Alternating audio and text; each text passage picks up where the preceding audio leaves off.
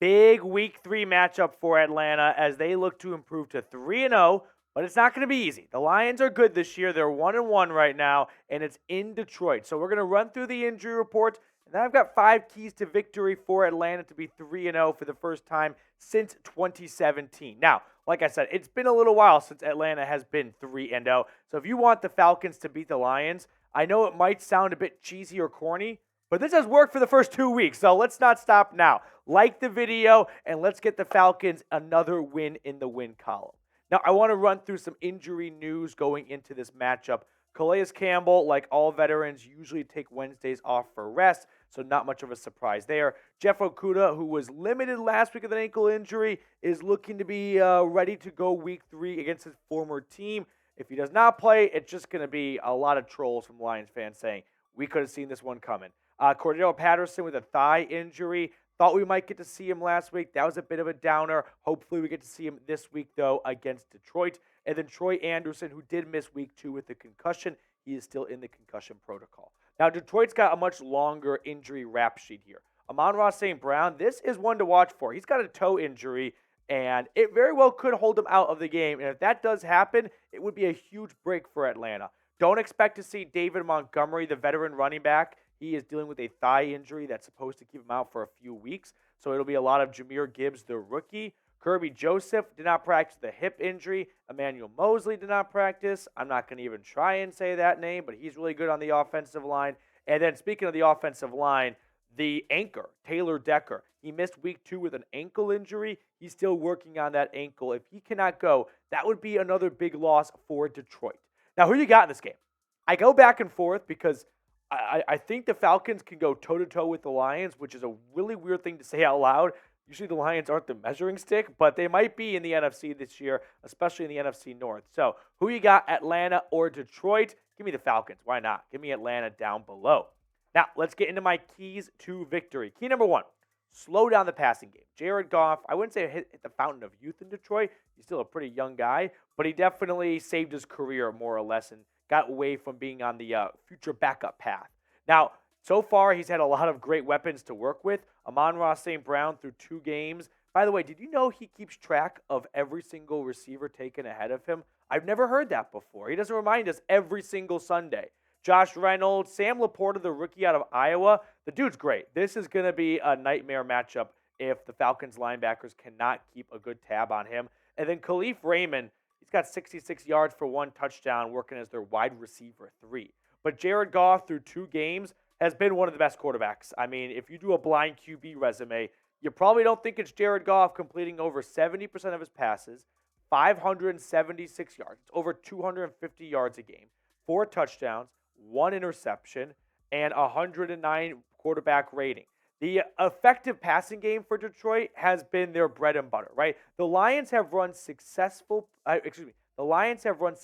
plays on 50.5% of pass attempts since the 2022 season, which is tied for 4th in the NFL. I don't really know what that means in English. I don't know how the nerds decide what's successful and what's not successful. I think it's just about how many yards they get. But 4th is good. So I know that much. I can figure that out. My small brain can figure that out. I also know Detroit has the 5th highest scoring offense since 2022. They're only behind teams like the 49ers, the Eagles, the Chiefs, the Cowboys. I think that's about it. Maybe the Bills. But this secondary, it's going to be tested. It might not look like a bunch of big-name receivers out there, but don't sleep on Josh Reynolds. Don't sleep on Khalif Raymond, because Seattle did that, and it got them to overtime, which, lucky for them, they were able to escape with a win. But this secondary has had some ups and downs I think we can all agree on through the first 2 weeks. It hasn't all been roses, mostly just because of the flags last week, but it's going to have a big test this Sunday against Goff and the Lions. Key number 2, Desmond Ritter plays well from the jump. Some impromptu trivia here, so stick around for the end because I'll give you guys the answer. But Desmond Ritter with the win would be the 5th quarterback in Falcons history to start off 3-0. Can you name the other 4 quarterbacks? I'll give you a hint. 2 came after the year 2000, 2 were before the year 2000. But let's get into Desmond Ritter, because so far in 2023, just 8 quarters to look at, quarters 1 through 3 have been okay, right? I don't think Desmond Ritter's done anything to, blow your socks off, but he hasn't cost this team a game yet. But his quarterback rating is 72.6. through the first 45 minutes of the ball game. But in the fourth quarter, the guy's 10 for 12, 181 yards. I mean, think about that. In the last 15 minutes of the first 2 weeks, he's got more yards than the first 45 minutes of the game. No touchdowns through the air, but he did scamper for one against Green Bay and a big one too. And there's the one touchdown at the bottom. So he's got the rushing score to go along with it. Desmond Ritter has played extremely well in the fourth quarter. We've only seen 2 fourth quarters, but we need that for the entire game. Because I was thinking about going into this season how I said Atlanta is going to be designed to run the football, play some great defense, and not ask Desmond Ritter to come back from 10 points in the fourth quarter. And then Desmond Ritter did exactly that, come back from 10 points in the fourth quarter. But that's not sustainable. Like, sure, the Vikings got away with that last year, but look how far it got them in the postseason. So for Desmond Ritter, it's not about trying to play catch-up for his own self, not just the scoreboard, but his own play. Let's get out to a nice start. Let's start the game with a nice 75-yard touchdown drive and maybe a touchdown pass to Kyle Pitts because I feel like that candle is burning quickly. Now, make sure to subscribe so you do not miss a thing. We are trying to reach our next milestone, 14,500 subscribers. And the math says we are less than 200 subs away. So if you have not joined the channel, this is the time to do so. Consider subscribing. And if you are subscribed, type how long you've been subscribed below in the comment section. That way those on the fence can see like, all right, Archangel's been around the block for a long time. Surely this has to be some decent content worthy of a subscription. My third key to victory for Atlanta, protect Desmond Ritter. The Falcons' offensive line has definitely been the nucleus of what they want to do in terms of their success. And so far, it's been a little bit spotty. I think we can all agree. The eye test is not wonderful, but the PFF test says they're better than they look. So I don't quite know which one to believe, but I'm going to trust my eyes and believe it needs to be a little bit better. Because the Lions, they love to get after the quarterback. Dan Campbell, he wants to bite some kneecaps off. And he'd love to get a bite out of Desmond Ritter's probably. Because in week 1 against the Chiefs, they had 24 pressures, according to PFF. Week 2 against Seattle, 18 pressures. That is a lot of pressures, and that's a lot for a quarterback to take on. This Lions pass rush has big-time names like Aiden Hutchinson, but it's also got names that you might not recognize, but you're going to know them after Sunday because they are a defense that plays hard for one another, that gets after the quarterback. They're well coached, they're well disciplined, and they are not going to be a walk through the park for any offensive line.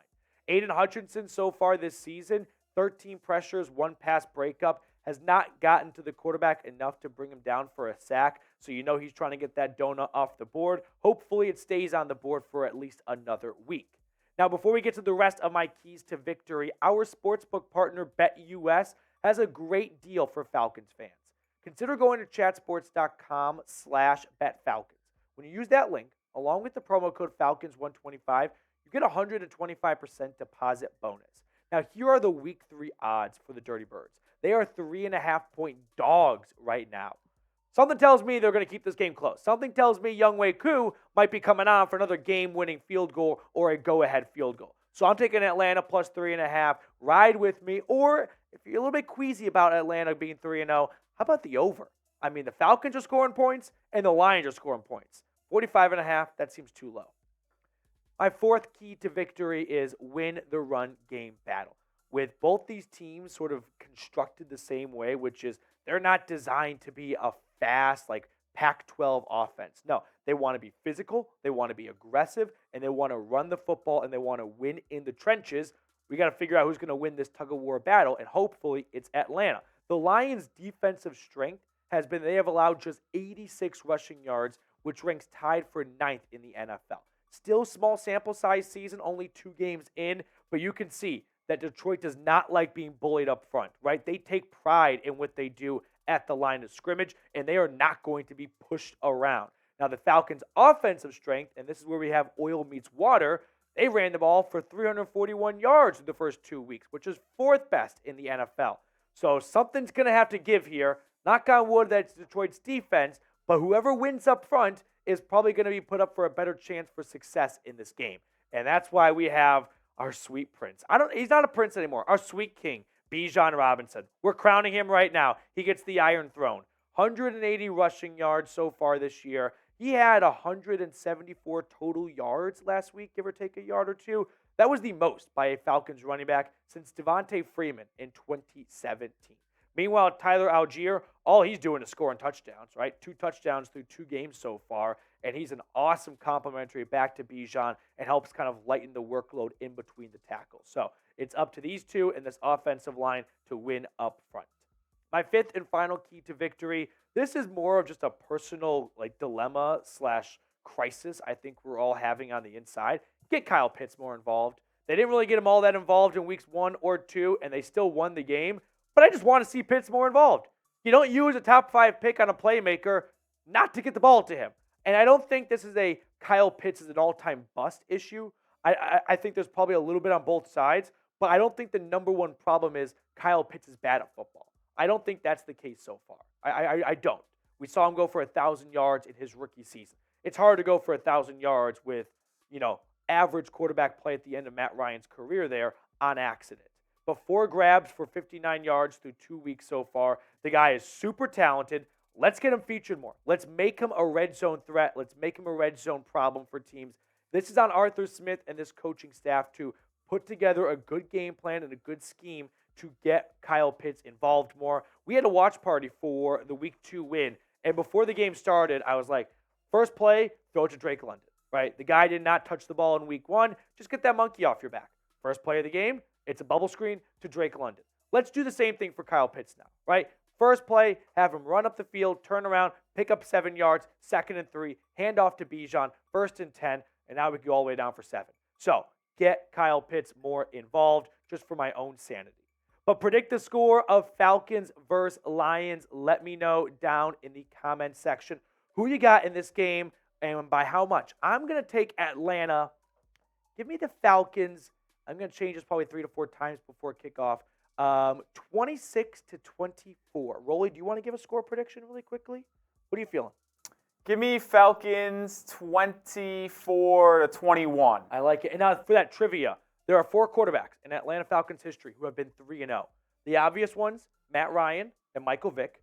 In the deep cuts that were beyond my time, and a notable name, David Archer. And then before that, Steve Bartkowski. So hopefully Desmond Ritter can join that elite room right there.